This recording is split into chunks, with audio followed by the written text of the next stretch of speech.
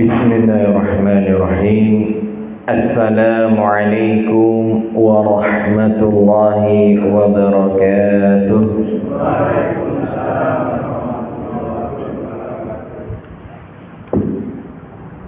Innal hamdalillahi nahmaduhu wa nasta'inuhu wa nastaghfiruh. ونعوذ بالله من شرور أنفسنا ومن سيئات أعمالنا من يهده الله فلا مضل له ومن يضلله فلا هادي له أشهد أن لا إله إلا الله وأشهد أن محمدا عبده ورسوله لا نبي ولا رسول بعده. قال الله تعالى في كتابه الكريم أعوذ بالله من الشيطان الرجيم يا أيها الذين آمنوا اتقوا الله حق تقاته ولا تموتن إلا وأنتم مسلمون. وقال في آية أخرى يا أيها الناس اتقوا ربكم الذي خلقكم من نفس واحدة وخلق منها زوجها وبث منهما رجالا كثيرا ونساء واتقوا الله الذي تساءلون به والأرحام إن الله كان عليكم رقيبا. وقال في آية أخرى يا أيها الذين آمنوا اتقوا الله وقولوا قولا سديدا يصلح لكم أعمالكم ويغفر لكم ذنوبكم ومن يطع الله ورسوله فقد فاز فوزا عظيما. أما بعد فإن أصدق الحديث كتاب الله وخير الهدي هدي محمد صلى الله عليه وسلم وشر الأمور محدثاتها وكل محدثات بدعة وكل بدعة ضلالة wa kullu dhalalatin finnar. Bapak Ibu yang dirahmati oleh Allah, jamaah Masjid At-Taqwa Sawahan, sehat semuanya ya Bapak Ibu nggih. Alhamdulillah, pada kesempatan kali ini kita akan belajar bersama terkait dengan tadabbur ayat atau tafsir ayat-ayat Al-Quran, dan juga berdasarkan hadis-hadis Rasulullah SAW. Dan tema kita insya Allah akan membahas tentang ayat-ayat yang berkaitan dengan tauhid. Karena kita tahu Bapak Ibu, di bulan Desember itu nanti biasanya akan ada beberapa euforia, perayaan-perayaan, entah itu perayaan Natal maupun tahun baru. Nah, seorang yang mengaku dirinya itu beragama Islam, maka harus bisa memegang teguh apa yang disebut dengan tauhid. Tauhid itu adalah ajaran tentang keesaan. Bahkan di dalam Pancasila yang dirumuskan oleh para pendahulu kita, yang tidak sedikit di dalamnya itu termasuk para ulama terdahulu, ketika merumuskan dasar negara, diletakkan nomor satu itu adalah tentang tauhid, yaitu ketuhanan yang Maha Esa. Nah, adapun di dalam khazanah keislaman, tauhid berasal dari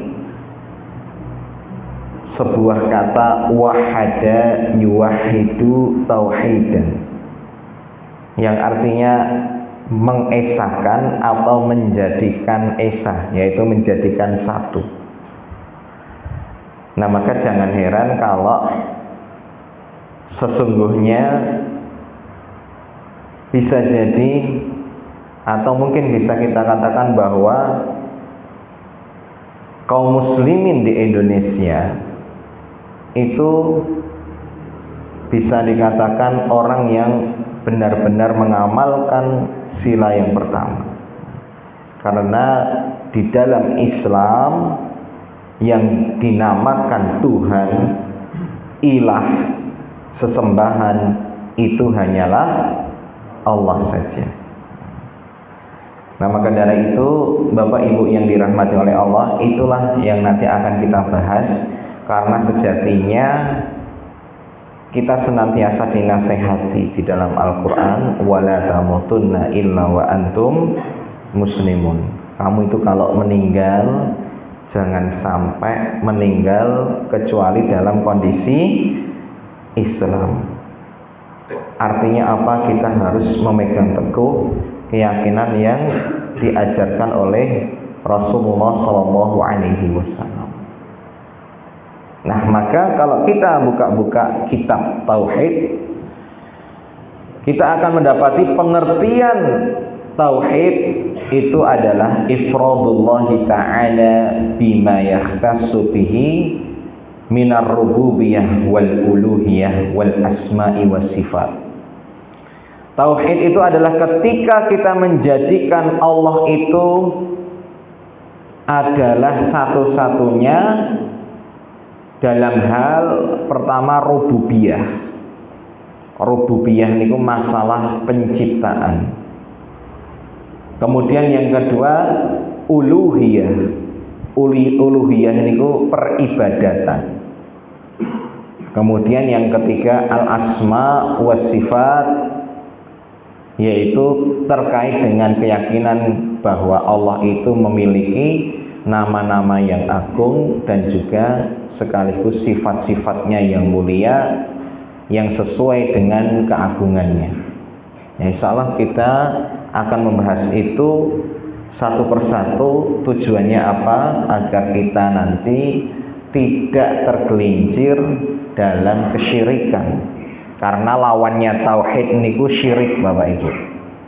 Jadi kalau tauhid itu mengesakan, maka lawannya itu al-isyrak atau menduakan Allah, atau asyirku, yaitu menjadikan kita itu meyakini ada zat selain Allah, makhluk yang diangkat kedudukannya seperti Allah dalam kekhususannya. Nah, maka pertama yang kita bahas niku masalah rububiyah dulu. Rububiyah niku napa, Bapak Ibu? Nah, di dalam sebuah ayat disebutkan ala lahu al-khalqu wal amru. Ketahuilah sesungguhnya bagi Allah itu segala ciptaan dan urusan. Nah, maka kita itu harus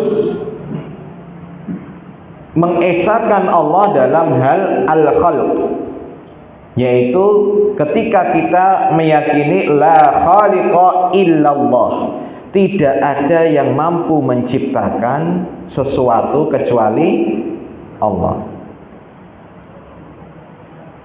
Nah, maka di sini kita nanti akan disuguhi, Bapak Ibu, kalau kita itu di dunia ini mencoba untuk menciptakan sesuatu yang merupakan tandingan, menandingi Allah, nanti akan mendapat ancaman di akhirat. Contohnya apa? Ketika kita itu menggambar sesuatu makhluk, kemudian kita itu berupaya gimana caranya semirip mungkin gambar itu, misalkan. Namanya dalam istilah fikih niku musawwir, tukang gambar atau pemahat. Bisa juga diartikan orang yang bikin patung. Nanti orang-orang yang punya profesi gambar makhluk, kemudian bikin patung dan selainnya, yang dia itu berupaya untuk menciptakan sesuatu yang mirip dengan ciptaannya Allah. Nah, maka nanti di dalam sebuah hadis akan dihadapkan, akan disidang oleh Allah, kemudian Allah akan mengatakan ahyu ma khalaqtu, coba engkau hidupkan apa yang dulu engkau coba ciptakan. Dan semua yang disidang oleh Allah kemudian disuruh untuk menghidupkan apa yang dulu dia coba ciptakan di dunia, maka dia tidak akan pernah bisa meniupkan ruh dalam gambarnya atau patung-patungnya, sehingga nanti dia secara otomatis akan dilempar oleh Allah ke dalam api neraka. Maka hati-hati Bapak Ibu. Misalkan kok anak kita itu hobinya gambar, nek bisa gambarnya itu jangan gambar manusia. Seandainya gambar manusia itu tidak boleh sama plek manusia, mungkin dihilangkan matanya atau lehernya atau apa, kayak gitu aturan dalam Islam. Nek pingin aman gambar niku nggih tumbuh-tumbuhan, jangan manusia atau hewan. Karena nanti kalau jenengan gambar hewan, manusia, nanti kalau sudah di akhirat akan dihadapkan oleh Allah dan jenengan dikon nguripke gambar niku. Makanya jangan sampai berprofesi sebagai tukang gambar atau tukang patung. Nah, masalahnya di Indonesia itu profesi itu kadang itu disukai. Bahkan kita itu kadang terkagum-kagum dengan orang yang bisa gambar persis plek. Kalau di dalam Islam dulu niku ada, Islam niku tidak anti dengan gambar nih. Dalam artian gambar niku seni. Makanya kaligrafi niku kan dalam Islam niku biasanya lebih mengambil pola-pola tumbuhan. Karena tumbuhan itu tidak apa-apa. Tapi kalau makhluk itu tidak boleh. Kemudian selanjutnya, setelah kita itu mengesahkan Allah dalam hal penciptaan, kita juga dituntut untuk mengesahkan Allah dalam hal kepemilikan, al-mulk. Wa amma al-ifrad bil mulki fa anna na'taqidu annahu la yamliku al-khalqa illa khaliquhum. Kita harus meyakini bahwa sesungguhnya yang menciptakan kita itu yang memiliki diri kita. Itulah konsep kepemilikan yang sejati. Makanya ada istilah inna lillahi wa inna ilaihi rajiun. Itu namanya kalimat istirja. Jenengan sebagai manusia itu oleh Allah dikasih hak kepemilikan. Misal jenengan punya tanah, punya mobil, punya HP, punya buku, hasil jerih payah jenengan kerja kemudian beli sesuatu.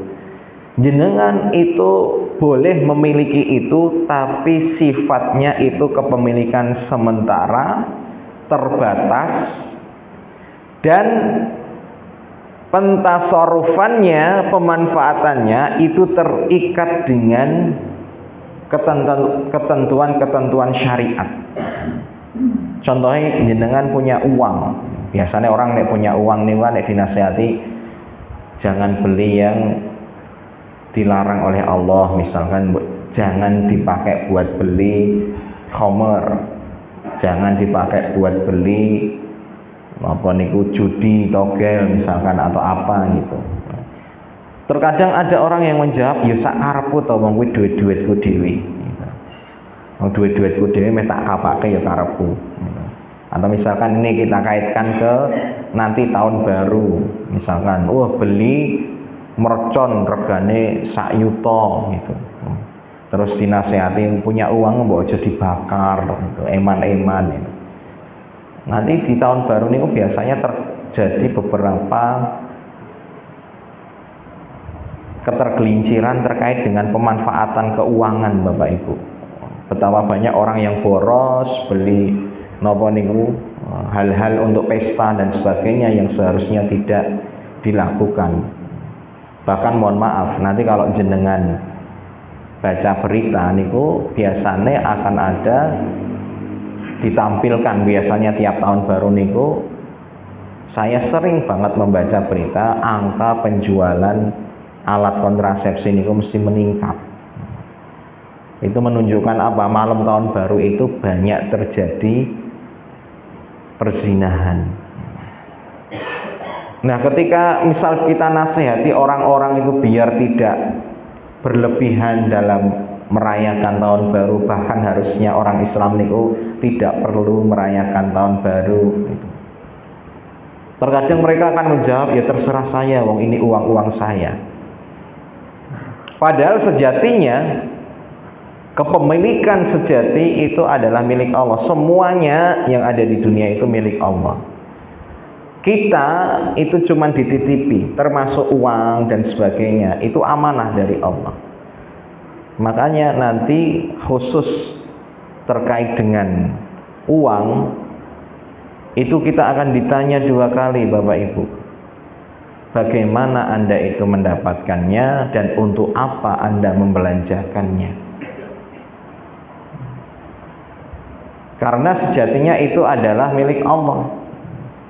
Maka orang yang tahu bahwa semua hal milik Allah, niscaya dia akan berhati-hati dalam mentasarrufkannya atau memanfaatkannya, tidak sembarangan. Jangan sampai kita itu berasumsi apa yang kita pegang itu milik kita sepenuhnya. Tidak, Bapak Ibu. Orang kalau terlalu menggenggam dunia, itu ketika lepas, itu nanti akan sangat sedih sekali. Padahal Allah itu sudah menentukan apa yang memang jatah kita. Ini termasuk tauhid, Bapak Ibu, termasuk akidah, keyakinan. Apapun yang sudah menjadi jatah kita, niscaya walaupun orang seluruh dunia itu menghalanginya, akan tetap menjadi milik kita. Kalau memang itu jatah kita, rezeki kita. Dan sebaliknya, ketika sesuatu itu bukan milik kita atau ditakdirkan oleh Allah tidak menjadi jatah kita, walaupun orang seluruh dunia itu mencoba untuk memberikannya kepada kita, niscaya tetap tidak akan bisa.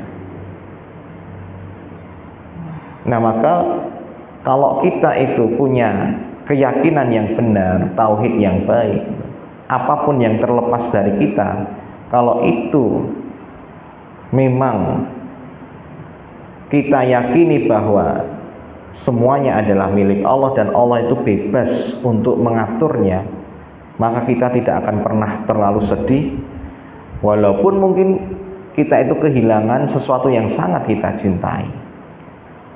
Rasulullah niku pernah kehilangan anak lanang, Bapak Ibu, sing jenenge Ibrahim. Beliau tahu ini semua takdir Allah. Beliau sebagai manusia tetap sedih, sehingga akhirnya meneteslah air mata dari mata beliau. Ketika ada sahabat yang melihatnya gumun gitu, wahai Rasulullah, Anda kok menangis gitu?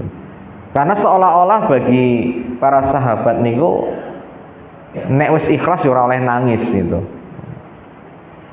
Seperti seolah-olah ada asumsi seperti itu. Kemudian Rasulullah menjelaskan bahwa ya ini air mata kasih sayang. Dan kami itu tidak mengucapkan hal-hal yang tidak diridhai oleh Allah. Maksudnya apa? Walaupun kita sedih, kita tetap bisa menjaga lisan agar tidak mencela takdir Allah, tidak mencela Allah, tidak menyesali apa yang terjadi. Nah, itulah ketika kita memiliki keyakinan yang benar terhadap al-mulk atau kepemilikan. Karena jelas-jelas banyak di ayat disebutkan lahu mulkus samawati wal ard. Semua yang ada di langit dan di bumi itu miliknya Allah. Kemudian juga di sini disebutkan bahwa tauhid rububiyah niku kita juga harus bisa mengesahkan Allah dalam masalah tadbir. Tadbir niku Allah yang mengatur segala sesuatu, hanya Allah sing ngatur segalanya, termasuk rizki, hujan, keturunan, jenengan punya anak napa mboten, kemudian rizkine lancar napa mboten. Nah niku semua hanya Allah yang menentukan. Tidak ada yang bisa mengatur kecuali Allah. Hujan misalkan, jenengan nggak boleh meyakini bahwa ada tirakat-tirakat tertentu, cara-cara tertentu untuk menolak hujan, atau bahkan mungkin ada orang-orang tertentu yang dianggap bisa menolak hujan. Itu semua harus disingkirkan, karena kalau kita sudah meyakini bahwa Allah itu yang mengatur segalanya, maka tidak boleh menggantungkan kepada selain Allah. Qul may yarzuqukum minas sama'i wal ardi amman yamlikus sam'a wal absara wa may yukhrijul hayya minal mayyiti wa yukhrijul mayyita minal hayy wa may yudabbirul amra fasayaquluna Allah faqul afala tattaqun. Di sini disebutkan, katakanlah wahai Muhammad. Jadi Nabi Muhammad niku disuruh tanya kepada orang-orang kafir Quraisy saat itu. Man yarzuqukum minas sama'i wal ard? Siapa sih yang memberikan kalian itu makanan, rizki, entah itu dari langit maupun dari bumi?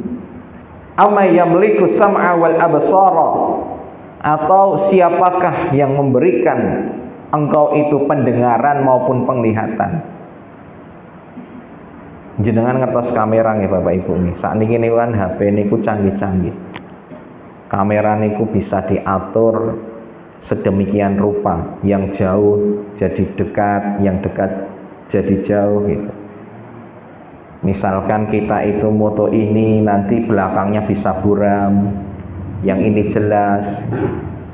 Kemudian malam hari bisa kelihatan terang. Ada semuanya sekarang, ada pengaturannya. Bahkan semakin mahal kameranya, itu semakin bermacam-macam pengaturannya. Tapi tahu nggak Bapak Ibu, sak canggih-canggih kamera niku, tidak ada yang bisa mengalahkan sistem optik yang Allah titipkan di mata kita. Penglihatan jenengan, kamera niku kan aslinya dia mengadopsi sistem optik yang ada di mata kita.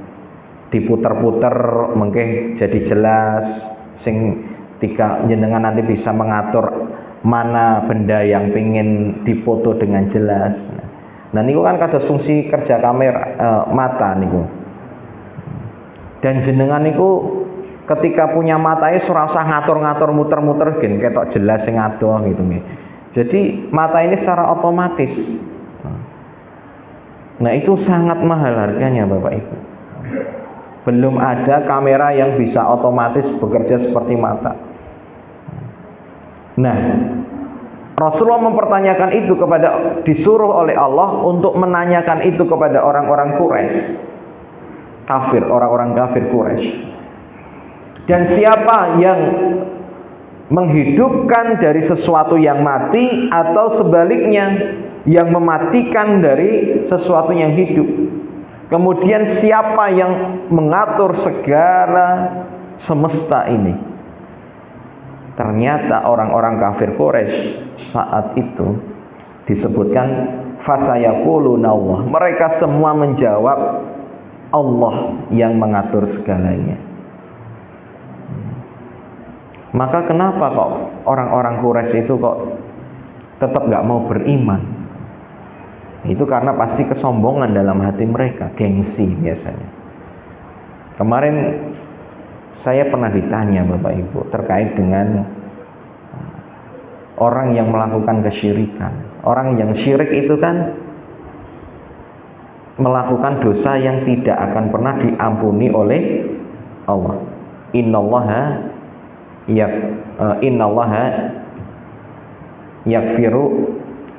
la yaghfiru ayyushraka bihi wa yaghfiru ma duna dzalika liman yasha. Sesungguhnya Allah tidak akan mengampuni dosa kesyirikan, dan Allah mengampuni segala dosa selain kesyirikan bagi orang yang dikehendaki. Ini kita tandanya apa? Orang kalau sudah melakukan kesyirikan, itu tandanya dia tidak akan bisa keluar dari neraka karena tidak mendapat ampunan Allah. Kemudian ada seorang bapak-bapak itu tanya ke saya, Ustadz, kalau ada orang dia itu melakukan kesyirikan, masih melakukan tirakat-tirakat dan sebagaimana nenek moyang, tapi dia juga di sisi yang lain meyakini bahwa Allah itu ada. Dia juga yakin bahwa Gusti Allah niku enten, sholat dan sebagainya. Tapi dia juga melakukan ritual-ritual yang ada mengandung kesyirikan. Apakah dia itu juga kekal di dalam neraka? Maksudnya apakah dia itu termasuk orang yang terkena dosa syirik yang dia itu nanti tidak bisa keluar dari neraka? Karena kalau orang ada setitik keimanan saja Bapak Ibu, niku mengke bakal dikeluarkan oleh Allah dari neraka setelah dia bersih dosa-dosanya. Nah, maka sejauh yang saya pelajari, orang yang dikeluarkan dari neraka yang punya keimanan walaupun setitik, ternyata syaratnya niku mboten pernah melakukan kesyirikan. Artinya apa? Dia tidak pernah menduakan Allah dalam hal apapun. Itu syarat keimanan yang nanti akan memberikan manfaat kepada sahibnya sehingga dia dikeluarkan dari neraka walaupun dia melakukan dosa sebanyak apapun, selama itu dosa-dosa besar yang tidak mencapai derajat kesyirikan. Terkadang niku Bapak Ibu, syirik niku kaya-kayane dosa sing boten merugikan orang lain dibandingkan membunuh, mencuri, kemudian memukul, begal dan sebagainya, zina. Itu kan dosa-dosa yang merugikan orang lain kelihatan. Tapi nek di mata Allah, dosa-dosa itu hanyalah dosa besar yang lebih mudah untuk diampuni daripada dosa kesyirikan yang bisa jadi itu tidak merugikan siapapun. Ada orang yang mau memasuki sebuah kampung, melewati sebuah kampung, dan ternyata di kampung itu disyaratkan kalau mau lewat harus ngasih persembahan ke dewa mereka, ke berhala mereka, apapun bentuknya. Yang pertama itu tidak mau melakukan itu karena bertentangan dengan keyakinannya. Saya nggak mau. Terus dikasih tahu, terserah kamu. Nek kamu nggak punya apa-apa, apa sajalah, hal yang kecil nggak masalah. Yang penting mau menyerahkan sedikit saja untuk Tuhan kami, berhala kami. Tapi ternyata dia tetap kekeh, tidak mau. Walaupun dia punya sesuatu pun, seandainya dia punya uang atau apapun itu, dia nggak akan menyerahkan kalau itu dipersembahkan. Akhirnya dia dibunuh. Tapi Rasulullah mengabarkan kalau orang itu masuk surga gara-gara mempertahankan keyakinannya. Sedangkan yang satunya itu ditawari gitu. Ya udah, kamu tepuk saja lalat, tepuk lalat, kemudian jadikan lalat itu sebagai persembahan. Niscaya kamu akan selamat dan kami biarkan pergi. Sebenarnya yang tadi juga ditawari Bapak Ibu, tapi nggak mau. Akhirnya dia menepuk sebuah lalat, mencari lalat, kemudian dapat satu dan dipersembahkan. Dia memang secara zahir dipersilahkan untuk melewati desa itu, tapi Rasulullah mengabarkan dia kelak akan masuk ke dalam nerakanya Allah. Syirik menjadikan seseorang hanya seekor lalat saja yang dia kasih untuk selain Allah, itu menjadikan dia kekal di neraka. Padahal itu tidak merugikan siapa-siapa, Bapak Ibu. Mungkin kita sekarang akan menganggap ringan hal-hal kayak gitu, cuman urunan rasepiro wae gitu. Tapi kalau urunan itu dipakai untuk acara-acara kesyirikan, itu pertanggungjawabannya sangat berat di sisi Allah besok, Bapak Ibu. Maka hati-hati. Jenengan itu kalau misal ada acara-acara yang sekiranya kok itu melanggar syariat Allah, jangan pernah mau untuk ikut andil di dalamnya. Walaupun nanti konsekuensinya dicap antisosial lah atau apalah. Karena sejatinya menyelamatkan akidah itu jauh lebih penting dari apapun itu. Tadi yang saya katakan di awal, wala tamutunna illa wa antum muslimun. Janganlah kamu itu mati kecuali dalam kondisi Islam. Nah, kemudian selanjutnya, kalau tadi terkait dengan rububiyah itu intinya kita harus percaya segala hal itu yang mengatur Allah, dan tidak boleh kita mempercayai ada hal-hal selain Allah itu yang bisa mendatangkan kebaikan, rizki dan sebagainya. Maka jelas dosa-dosa kayak kita mencoba untuk mencari pesugihan dan sebagainya, atau mencari penglaris dan sebagainya, itu jelas salah, karena itu bertentangan dengan akidah tauhid. Kemudian yang kedua terkait dengan uluhiyah, dan ini yang nanti akan banyak kita aplikasikan khususnya di bulan-bulan ini. Uluhiyah itu artinya adalah kita menjadikan Allah satu-satunya yang kita ibadahi. Tidak boleh ada zat selain Allah, ciptaan, makhluk atau apapun itu yang kita angkat dan kita ibadahi, kita yakini, kita sembah selain Allah. Nah, maka di dalam tauhid uluhiyah, para ulama memaknai ifradullahi ta'ala bil ibadah. Kita itu mengesakan Allah dalam peribadatan. Nah, ibadah niku napa to Bapak Ibu? Kan kita itu sering dengar wa ma khalaqtul jinna wal insa illa liya'budun. Allah itu menciptakan jin dan manusia tujuannya agar beribadah. Maka Syekhul Islam Ibnu Taimiyah mengatakan bahwa ibadah niku ismun jami'un likulli ma yuhibbuhullahu wa yardahu minal aqwali wal a'mali adh-dhahirah wal batinah. Segala hal yang dicintai oleh Allah, mendatangkan cinta Allah dan juga diridhoi oleh Allah, entah itu perkataan, perbuatan, entah itu nampak maupun tidak, amalan batin maupun badan, selama itu mendatangkan cinta Allah dan ridhonya, itu bisa disebut sebagai ibadah, Bapak Ibu. Jadi kalau kita prinsipnya hidup itu mencari ridhonya Allah, mencari cintanya Allah, maka setiap detik yang kita lakukan itu menjadi ibadah.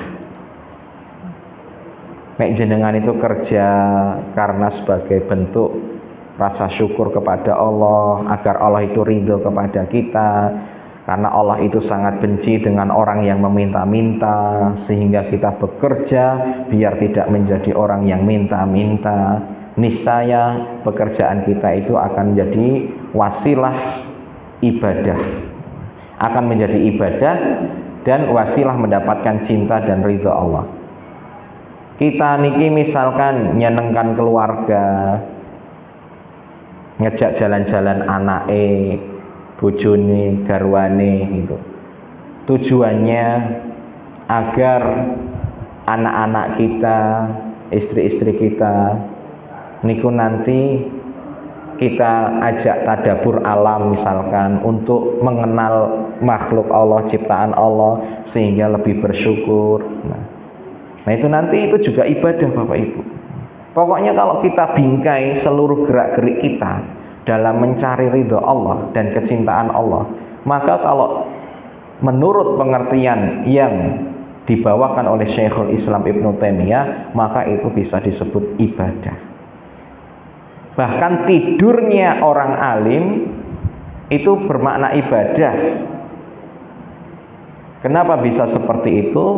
Karena ketika jenengan tidur niate besok saya biar nggak telat sholat subuh, biar nanti saya bisa sholat malam sebelum subuh misalkan, maka sepanjang tidur jenengan itu nanti akan mendapatkan nilai ibadah.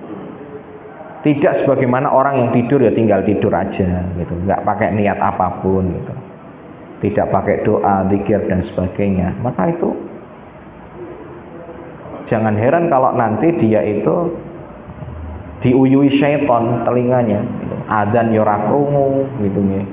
Bahkan bangun itu susah sekali gitu. Itu karena dia tidak membingkai tidurnya dengan ibadah. Bahkan ulama-ulama tasawuf itu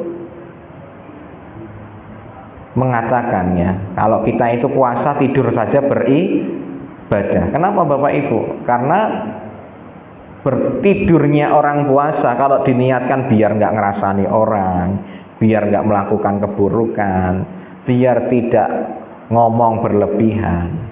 Nah maka itu tidurnya menjadi lebih bermakna daripada dia melek tapi melakukan keburukan-keburukan. Kemudian di sini juga disebutkan bahwa tujuan kita diciptakan itu adalah untuk menghambakan diri kepada Allah. Ada sebuah kisah sahabat yang bernama Rib'i bin Amir. Rib'i bin Amir itu pernah diutus oleh seorang panglima perang yang saat itu diamanahi oleh Rasulullah memimpin perang yang disebut dengan perang Qadisiyah, perang melawan Persia, yaitu sahabat Sa'ad bin Abi Waqqas. Jadi Sa'ad bin Abi Waqqas saat itu menjadi panglima tertinggi dalam peperangan Qadisiyah, proses penaklukan Persia. Persia niku saat itu negara superpower yang bisa menandingi Romawi. Romawi niku nggih Eropa. Kalau Persia niku nek sakniki nggih kados Rusia lah gitu. Sekarang ini kan negara superpower niku nek nggak Amerika yo Rusia. Nah, nanti sekutu-sekutunya. Nah dulu itu ada Romawi, ada Persia. Nah orang Persia niki mereka orang-orang yang aslinya nggak ada masalah dengan orang-orang Arab. Bahkan orang-orang Persia, negara Persia niki aslinya dulu itu sama Arab niku sering bantu karena Persia niki kaya sekali. Mereka sering membantu orang-orang Arab yang ya dianggap orang Arab ini kan orang-orang tertinggal yang bukan ancaman. Jadi kalau mereka minta apa-apa biasanya dikasih. Nah ketika kok ini datang membawa pasukan, wong Arab kok saiki wis kemaki gitu. Mentang-mentang jarene duwe nabi kok wis mulai wani nglawan negara gede. Nah, panglimanya itu namanya Rustum, Bapak Ibu. Repersia itu panglimanya namanya Rustum. Nah, Rustum ini aslinya ya dia itu nggak terlalu minat perang sama orang-orang Arab. Perang mbek wong Arab niku nek istilahnya wong Jawa niku menang ora kondang ngene. Kalah ngisin-ngisini atau gimana nih peribahasanya saya nggak tahu. Pokoknya nek kalah ngisin-ngisini, nek menang ora kondang gitu. Jadi nggak ada untungnya. Tapi ya gimana, orang Arab saat itu sudah datang di bawah kepemimpinan Sa'ad bin Abi Waqqas, jumlahnya 30.000 orang. Dan Rustum itu sudah membawa pasukan kurang lebih 120.000, berarti kurang lebih 4 kali lipatnya. Dan persenjataannya jauh Bapak Ibu, lebih modern Persia. Nah, akhirnya dikirimlah seorang diplomasi, karena Rustum ini minta mau diskusi dulu lah sebelum perang. Hingga akhirnya Sa'ad bin Abi Waqqas itu mengirim beberapa sahabat, tapi nggak ada titik temu. Hingga akhirnya dikirimlah satu orang lagi yang bernama Rib'i bin Amir. Rib'i bin Amir niku bukan orang yang dari kalangan hebat, maksudnya hebat dalam artian orang kaya atau berkedudukan tinggi gitu. Dia orang biasa, rakyat jelata yang saat itu juga ikut berjihad. Tapi dia punya mental yang luar biasa. Dengan bajunya yang sederhana, dengan tunggangannya yang biasa-biasa saja, dia tanpa gentar memasuki kemahnya Rustum. Bahkan dia itu sengaja menyobek-nyobek permadani yang disiapkan oleh pengawal-pengawalnya Rustum dan nopo niku bantal-bantal. Jadi pengawal-pengawalnya Rustum tuh pingin menunjukkan iki lho Persia ini sugih. Kowe nek nglawan Persia ora bakal iso. Dengan menunjukkan kemewahan di kemahnya Rustum. Tapi ternyata sama Rib'i bin Amir, permadani yang luar biasa mewah itu, dia sobek dengan napa niku, tombak ini diseret sehingga permadaninya itu sobek. Kemudian bantal-bantalnya itu dicocok-cocok gitu. Intinya dia menunjukkan semua ini, harta-harta ini itu tidak kami pedulikan. Sehingga ketika sampai di hadapan Rustum, akhirnya Rustum itu tanya, sebenarnya tujuan kalian itu apa memerangi kami? Kalau kalian itu pingin berdagang sama kami, bisnis sama kami, silahkan. Kami akan, nek kalian cuma nyari kekayaan maksudnya, nah silahkan, kami akan dengan senang hati menyambutnya. Maka Rib'i bin Amir ini, dia mengatakan, Allahu ibta'asna linukhrija min ibadatil ibad ila ibadatillah. Kami kaum muslimin itu diutus oleh Allah untuk mengeluarkan seluruh manusia dari penghambaan kepada manusia kepada penghambaan Rabbnya manusia, Tuhannya manusia. Karena saat itu memang orang-orang Persia niku, atau saat itu raja dan sebagainya itu sangat dijunjung tinggi. Nah, hal-hal seperti ini di dalam Islam tidak boleh. Kok sampai berlebihan dalam menjunjung rajanya gitu. Tapi kalau orang Persia itu dulu nyembahnya juga salah, nyembahnya itu nyembah api Bapak Ibu, karena mereka agamanya Majusi. Selain mereka itu mendewa-dewakan pimpinan ya, raja dan sebagainya, mereka juga menyembah api. Nah, maka si Rib'i ini mengatakan dengan tegas, kami ingin membebaskan seluruh manusia dari peribadatan makhluk kepada makhluk menjadi peribadatan hanya kepada Allah saja. Jadi tunduknya hanya kepada Allah saja, kepada syariatnya Allah. Wa min dzikid dunya ila sa'atiha, dan juga kami ingin mengeluarkan manusia dari sempitnya dunia, orientasi hidupnya hanya dunia, menuju ke akhirat.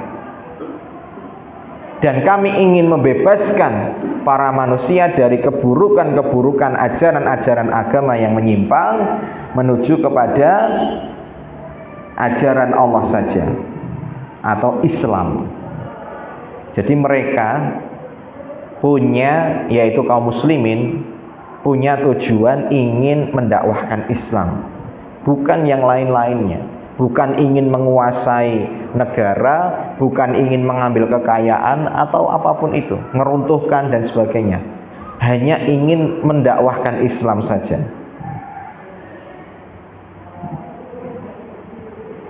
Fa arsalna bidinihi ila khalqihi linad'u ilaihi faman qabila dzalika qabilna ala minhu wa raja'na anhu. Maka kalau orang itu, negara itu mau mengambil tawaran kami yaitu agama Islam, maka kami akan pulang, menyerahkan kepemimpinan ke mereka, kekuasaan tidak akan diambil, dan mereka tetap mengatur negaranya sendiri. Dan kalau mereka tidak mau, maka pilihannya dua. Pertama, bayar jizyah dan mereka tunduk pada aturan Islam, atau yang kedua, kita berperang sampai Allah mendatangkan janjinya kepada kami.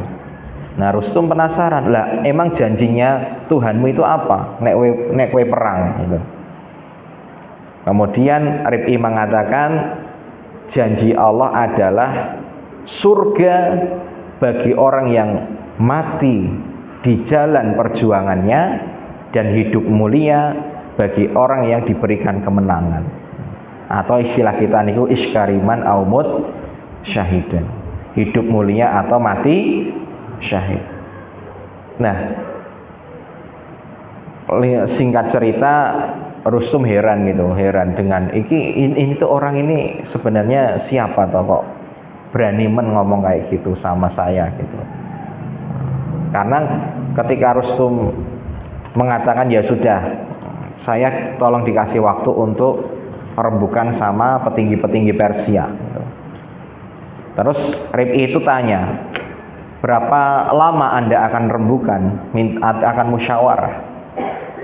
Rustum mengatakan, ya nggak ada batas waktunya, sampai nanti mereka mendatangkan keputusan. Kemudian dengan tegas si Rib'i bin Amir itu mengatakan, baginda Rasulullah junjungan kami itu tidak pernah memberikan rentang waktu kepada musuhnya melebihi 3 hari. Maka selama 3 hari ini saya akan menjamin Anda bahwa orang Islam tidak akan maju perang kecuali kalau Anda duluan. Tapi kalau lebih dari 3 hari, maka kami akan melakukan penyerangan. Masih hari keempat, itu berarti kita sudah mulai mengumumkan kita sudah berperang. Nah, Rustum itu heran karena loh, ini kok berani-beraninya dia itu mengasih tenggang waktu ke kita, nentukan, membuat sebuah keputusan. Memang dia itu jenderal atau apa gitu. Maka dia tanya kepada pengawalnya, emang dia itu siapa toh kok dengan PD-nya ngasih tenggang waktu ke kita. Kemudian pengawalnya mengatakan dia itu sebenarnya cuma prajurit biasa. Dia bukan orang siapa-siapa, wong dari pakaiannya dan penampilannya saja dia terlihat biasa-biasa saja. Maka ketika Rustum bertanya, apakah Anda itu panglima kaum muslimin? Rib'i bin Amir dengan tegas mengatakan, tidak, saya hanya prajurit biasa, prajurit dengan pangkat paling rendah. Tapi di dalam Islam, kalau ada satu orang yang menjamin, maksudnya yang berjanji akan menjamin sesuatu, maka yang lainnya juga akan menjamin atau ikut menepati janjinya itu. Nah, akhirnya setelah itu pulang, dan ternyata Rustum ini tidak memberi keputusan apa-apa, dan terjadilah peperangan yang kemudian dimenangkan oleh kaum muslimin. Tapi intinya dari sini Bapak Ibu, kita tahu bahwa kaum muslimin dulu berjuang mempertaruhkan nyawanya, tujuannya itu untuk menyebarkan Islam, mendakwahkan Islam, menyebarkan tauhid agar orang-orang tidak melakukan kesyirikan. Karena dalam hal uluhiyah inilah kebanyakan orang itu tergelincir. Di dalam surat At-Taubah, sebuah ayat dengan jelas mengatakan bahwa orang-orang Yahudi itu mengatakan bahwa Uzair itu anak Allah. Jadi mereka itu menjadikan Uzair nabi mereka setelah mati diangkat menjadi Tuhan atau anak Allah. Adapun orang-orang Nasrani wa qalatin Nasara, dan berkata orang-orang Nasrani itu Al-Masihu ibnullah. Kalau orang-orang Nasrani mengatakan bahwa Al-Masih atau Nabi Isa dalam keyakinan kita itu anaknya Allah. Maka dua agama terdahulu ini tergelincir karena dalam masalah uluhiyah. Orang-orang ahlul kitab Yahudi dan Nasrani niku tidak mengingkari adanya Allah. Mereka percaya adanya Allah sebagaimana kita mempercayai adanya Allah yang mengatur segalanya. Tapi masalahnya dalam hal peribadatan, orang Yahudi itu menjadikan Uzair sebagai anaknya Allah, sehingga mereka juga menyembah Uzair selain Allah. Adapun orang-orang Nasrani itu menjadikan Nabi Isa sebagai anak Tuhan, anak Allah, dan menyembah Nabi Isa selain juga menyembah Allah. Nah, maka kalau dalam Islam, qul huwallahu ahad, Allahu somad, lam yalid walam yulad. Itu jelas sekali. Katakanlah Allah itu satu. Allah itu tidak pernah dilahirkan dan juga tidak pernah melahirkan. Jadi Allah niku nggak punya saudara. Allah itu ya dari dulu satu. Itu konsepnya Islam. Maka kita itu di dalam memahami agama ini, khususnya Nabi Isa, keyakinan, karena Desember niku identik dengan Nabi Isa gitu. Nabi Isa itu Islam punya sikap khusus terhadapnya. Beliau adalah nabi sebagaimana nabi-nabi yang lain. Sebagaimana Nabi Muhammad, Nabi Musa, kemudian Nabi Adam, Nabi Ibrahim, Nabi Nuh dan yang lainnya. Mereka semua adalah hamba-hamba Allah, Abdullah, yang dipilih oleh Allah sebagai utusannya dan diangkat oleh Allah, mulia kedudukannya, tapi tidak melebihi kadar mereka sebagai manusia. Nah, kita itu jangan sampai berperilaku berlebihan dalam menyikapi Nabi Isa. Nek orang-orang Yahudi niku mengatakan Nabi Isa itu penyihir. Orang Yahudi itu tidak mau mengakui Nabi Isa sebagai nabi. Mereka mengatakan Nabi Isa itu seorang penyihir karena Nabi Isa itu punya mukjizat, bisa menyembuhkan orang yang sakit kusta, yang sakit mata, buta, bisa menghidupkan tanah liat yang dibentuk burung kemudian menjadi hidup, menjadi terbang atas izin Allah. Kemudian juga bisa menghidupkan yang mati. Melihat itu semua, orang-orang Bani Israel, orang-orang Yahudi itu mengatakan, wah, Isa ini adalah seorang penyihir yang nyata. Wis tenanan penyihir, fix dia itu penyihir. Sebagaimana mereka juga menuduh Nabi Muhammad sebagai penyihir, pendusta dan sebagainya. Jadi kalau orang-orang Yahudi itu sangat merendahkan Nabi Isa, nek orang Nasrani kebalikannya sangat menjunjung tinggi Nabi Isa sampai mengangkatnya sebagai Tuhan. Islam niku di tengah-tengah, yaitu menganggap Nabi Isa itu sebagai nabi utama, sebagaimana nabi yang lain, tidak mengingkari kenabiannya, tapi juga tidak menganggapnya sebagai Tuhan. Nah, ini juga harus benar-benar dijaga Bapak Ibu, keyakinan ini. Maka saya termasuk orang yang menganggap ucapan selamat itu uluhiyah. Uluhiyah itu maksudnya sebagai salah satu bentuk peribadatan. Karena kalau jenengan itu mengucapkan selamat, jenengan secara tidak langsung itu jenengan setuju dengan keyakinan itu bahwa ini adalah kelahirannya Nabi Isa atau atau apapun itulah. Saya nggak tahu kalau Natal itu kelahiran atau apa nih Bapak Ibu nih, atau hari disalibnya atau diangkat menjadi Tuhan atau apa, saya nggak tahu. Tapi yang jelas kalau kita itu mengucapkan selamat secara tidak langsung, kita sudah mengakui bahwa apa yang diyakini oleh orang-orang Nasrani saat ini itu sebagai keyakinan yang benar, dan itu tidak boleh dalam akidah kita. Karena kita meyakini bahwa Nabi Isa itu nabi dan tidak boleh disembah sebagaimana Allah. Dan ini harus kita ajarkan ke anak-anak kita. Dalam artian kita harus menjaga anak-anak kita agar tetap murni dalam hal uluhiyah.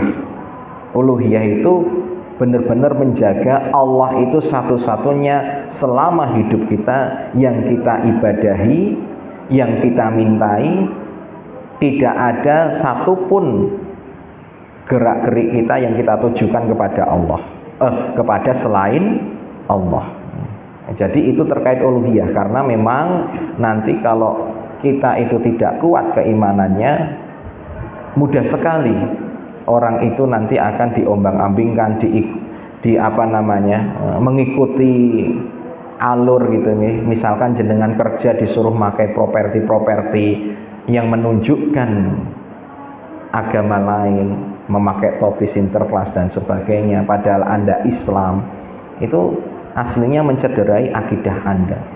Maka hati-hati, benar-benar dijaga, karena tauhid uluhiyah inilah yang nanti akan membedakan antara kita dengan yang lainnya. Kalau tauhid rububiyah yang tadi pertama, hampir semua orang itu pasti meyakini bahwa Allah itu ada dan semua itu yang mengatur Allah. Tapi kalau yang uluhiyah ini nanti yang membedakan antara Islam dengan Yahudi dengan Nasrani dan agama yang lain-lainnya. Karena kita menempatkan Allah sebagai satu-satunya yang paling berhak untuk diibadahi.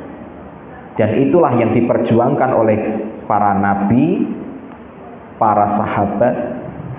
Entah itu para nabi itu maksudnya nabi dari awal sampai akhir niku aslinya menyerukan untuk menyembah hanya kepada Allah dan hanya kepada Allah saja, yaitu Tuhan saya dan Tuhan kalian. Jadi lafadznya kan kayak gitu. Nabi Isa itu ketika menyeru itu, sembahlah Allah Tuhanku dan Tuhanmu gitu. Jadi Tuhan kita semua. Jadi satu tok, jangan yang lain-lainnya. Nanti bisa jenengan cek di surat Al-Maidah bagian akhir Bapak Ibu, bagaimana Nabi Isa itu akan disidang oleh Allah karena umatnya dalam hal uluhiyah semuanya keliru, karena mereka menyembah Nabi Isa dan juga ibunya Maryam. Ya, jadi nanti Allah akan langsung menanyai Nabi Isa, ya Isa, apakah engkau itu mendakwahkan, menyerukan kepada umatmu agar engkau itu dan ibumu dijadikan Tuhan selain saya? Gitu.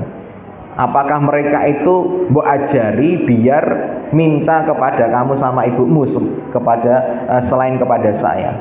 Dan nanti jawaban Nabi Isa pertama itu adalah Subhanak, Maha suci engkau ya Allah, saya tidak pernah mengatakan itu. Seandainya saya mengatakan itu, pasti engkau sudah tahu, karena engkau itu maha mengetahui, sedangkan saya tidak mengetahui. Jadi Nabi Isa sendiri nanti besok akan membenarkan keyakinan terkait dengan uluhiyah ini. Bahkan besok kalau Nabi Isa itu sudah turun ke bumi pada waktunya untuk memerangi Dajjal, beliau itu pertama yang dilakukan itu salah satunya adalah menghancurkan salib-salib yang itu menunjukkan peribadahan kepada selain Allah dan menunjukkan beliau itu dituhankan, padahal beliau tidak pernah mengajarkan itu. Nggih, mungkin itu saja Bapak Ibu dari saya. Semoga bermanfaat. Marilah kita bentengi keluarga kita, diri kita dari keyakinan-keyakinan, kesyirikan-kesyirikan yang aslinya itu dosa yang sangat besar di sisi Allah, tapi di era-era sekarang hal-hal seperti itu seolah-olah dianggap biasa, seolah-olah kita itu tidak peduli dengan apa yang diyakini oleh orang lain selama dia itu tidak mengganggu kita atau apapun itu, padahal kita punya kewajiban untuk saling mengingatkan. Mungkin ini saja dari saya. Aku qouli hadza astaghfirullah li wa lakum. Nek enten salah datangnya dari saya, dan seandainya ada yang benar datangnya dari Allah, saya kembalikan ke pembawa acara. Jazakumullah khairan dengan Ustaz Supriyadi. Mengadakan kajian pada pagi hari ini tentang tauhid, akidah, pentingnya tauhid seperti yang disampaikan oleh Ustaz, syirik, itu adalah dosa besar yang akan menghapuskan amal soleh kita. Kita melakukan sholat, melakukan zakat, melakukan haji, melakukan ibadah apapun akan hapus gara-gara sirik. Dan sekarang sirik itu memang sangat harus kita disebut ya di atas batu waktu malam hari. Hati-hati ya, menyebarkan doa ya, hati-hati karena kita mempercayai itu maka termasuk sirik ya, akan mendapatkan rezeki kalau kita menshare ke beberapa orang, 35 orang dan sebagainya, dan akan mendapatkan kesulitan yang sangat besar. Ini juga hati-hati kalau percaya seperti itu ya. Ini ya, maka seperti yang sampaikan ya, kita itu hanya mengharapkan itu Allah Subhanahu wa taala. Nasurati wa nusuki wa mayahya wa mamati billahi dan saya ingatkan kita segera akan memasuki bulan Rajab, bulan Januari sudah Rajab, Syaban dan Ramadan. Untuk kita persiapkan setidaknya untuk menghadapi bulan Ramadan, sudah dibiasakan ya sholatnya semakin baik, sholat malam dan sebagainya. Untuk kita akhiri kajian pada pagi hari ini dengan baca hamdalah dan doa kafaratul majelis. Alhamdulillahirabbil alamin, subhanakallahumma wa bihamdika, asyhadu an la ilaha illa anta, astaghfiruka wa atubu ilaik. Setelah ini sholat lanjut dengan sarapan. Assalamualaikum warahmatullahi wabarakatuh.